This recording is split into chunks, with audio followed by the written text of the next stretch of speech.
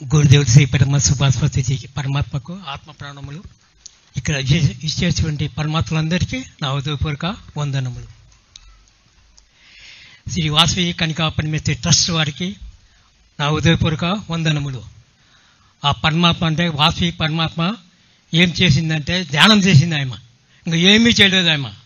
ఆ పరమాత్మ కనికా పరమేశ్వరి తల్లి ధ్యానం చేసిన వలన ఇంత వైభవంగా చూడుతున్నది. ఫస్ట్ పిరమిడ్ పాట సార్ ఎందుకు చెప్పినారంటే, అరే నువ్వు పిరమిడ్ కట్టుకోరా అన్నాడు. అది అట్నే జరిగిపోయింది. నేను కాదు, గురుదేవుల ఆజ్ఞ ప్రకారం జరిగిపోయినది. తర్వాత రాయలసీమలో ఫస్ట్ పిరమిడ్ మన పొద్దుటూరు వాసవి కనికా పరమేశ్వరి ఆ పరమాత్మ ఆస్తులతో ఇక్కడ జరుగుతున్నవి.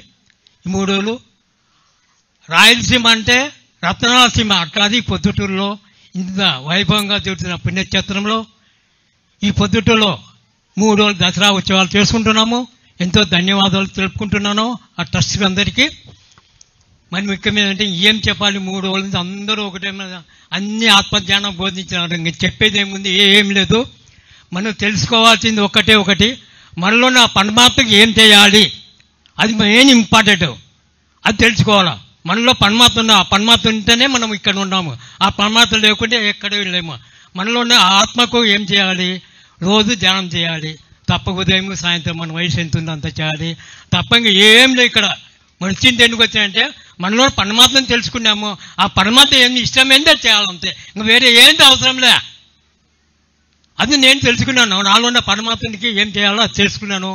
మీరు అదే చేయాలని మరీ కోరుతున్నాను. ఇంకా చెప్పేది ఏం లేదు, అందరూ చెప్పినారు. ఇంకా చెప్పేది ఏముంది, 3 రోజులు చెప్తున్నారు, ఇప్పుడు చెప్తున్నారు. ఇంకా చెప్పేదంటే ఏం లేదు, అంత గుండుస్తున్నానే. ఇంకా అంతే. Thank you. ఆనందమే ఆనందం. Thank you very much sir.